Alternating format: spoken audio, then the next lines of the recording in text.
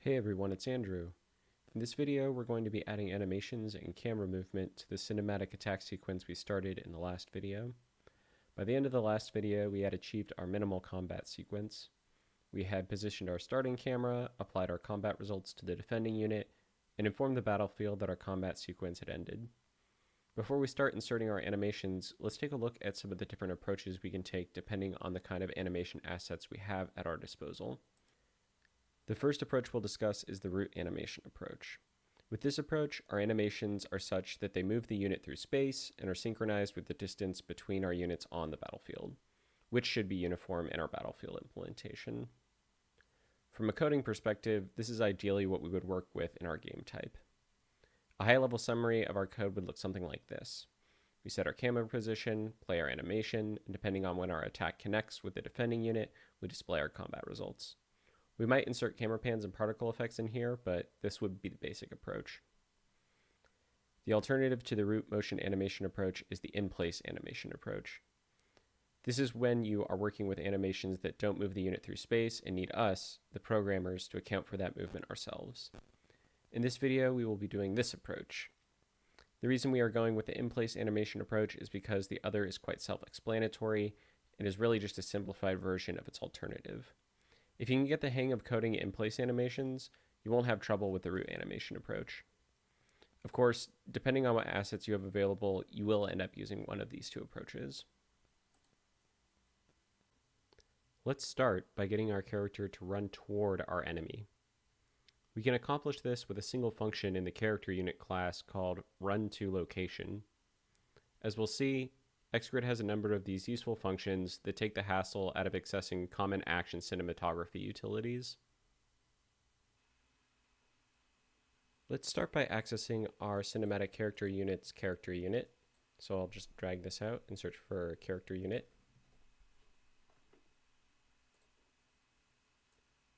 And then we can look for our runToLocation function.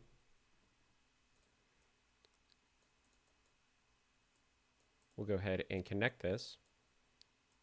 And if we want our character to move in the Z direction, that is, if your battlefield has them moving up or downhill, we can keep this button checked. We can check this one.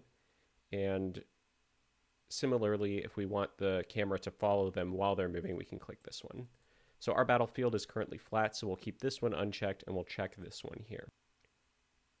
So what we can do to get the location that we want to run to is we can actually access our cinematic defender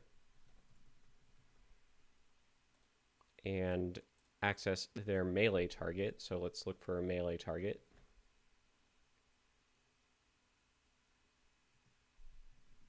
Maybe melee target location. Get world location melee target close. All right, this looks like it will work. And what these targets are is there's a couple of them that each cinematic unit has. Because Karma is a close range unit using a couple of daggers, I think that the positioning for our attack looks best when we are using something that is a little bit closer. You can check out the cinematic character class if you want to see a couple more options that you have for built-in distances.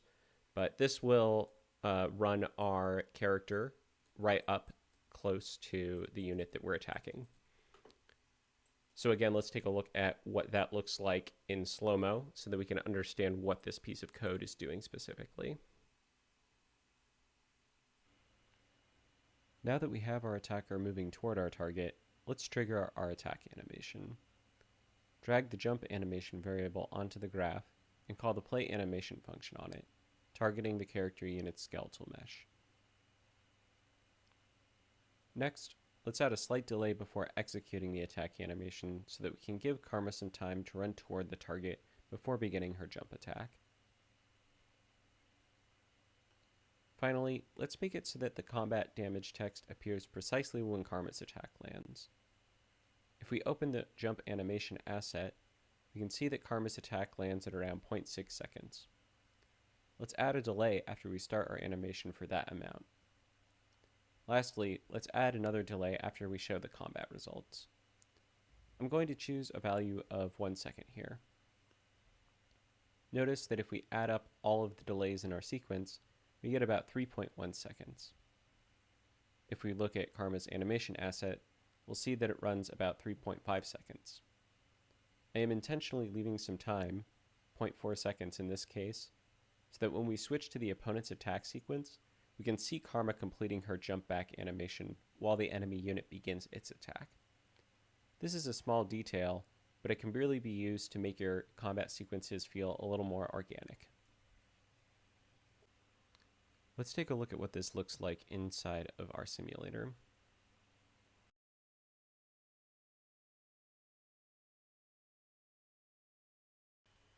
Next, let's get Karma to jump back to her starting position after her attack connects. Since our animation is in place, we'll have to be responsible for moving Karma back to her starting position over a set period of time. First, we'll need to set our unit's initial location. Drag the initial location variable onto the graph and set it to the character unit's current 3D position.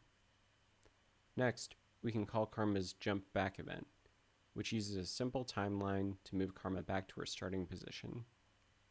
There isn't anything particularly remarkable about this function, but I would like to point out this move camera with character function within it. This function moves the camera by a given offset, which in this case is the same offset we use to move Karma to her initial position. This makes it so that the camera follows Karma as she jumps back. Now, because this event relies on a timeline, we'll need to set our start time variable to this actor's delta seconds value at the time of this event's execution. Now, we can call our jump back event after our combat results have been executed. Let's take a moment to make sure our movement and animation are synchronized with each other. If we look at Karma's animation, we'll see that she pushes off from the ground at around 1.35 seconds.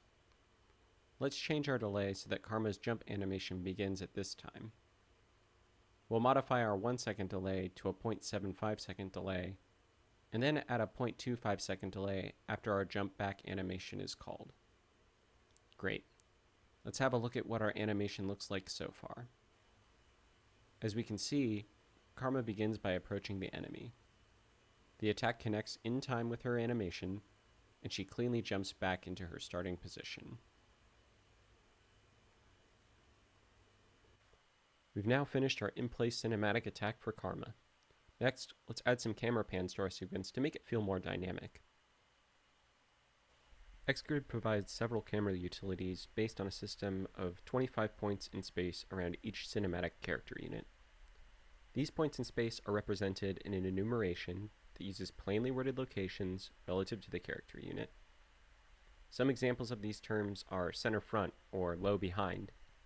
They allow you to dynamically position the camera relative to your unit without having to do complicated vector math each time you want to pan your camera to a new position.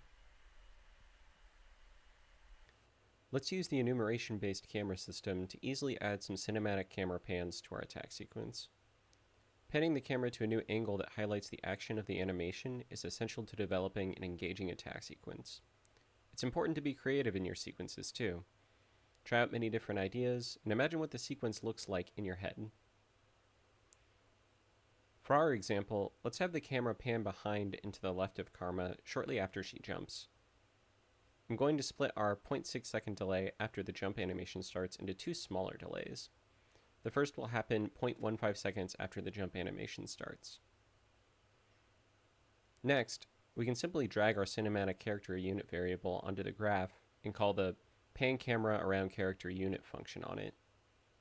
As we can see, we have all 25 camera angles available to us. Remember, these points are all relative to the character unit the function is being called on. Let's select middle behind left to position the camera behind and to the left of Karma, about halfway up her character model. For the blend time, it's important to put a non-zero value. If you want an instant camera pan, a value of 0.01 will suffice. For this sequence, let's use a blend time of 0.15 seconds. Our last parameter here is a general offset. This allows us the flexibility to make any adjustments to our camera's position that we might want to make. In this case, I think it makes sense to leave it with a 0 vector.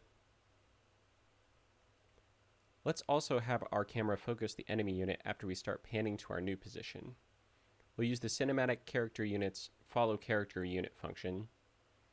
Because we want the camera to follow the enemy character unit, we'll get our cinematic defender variable and pass its character unit to the function.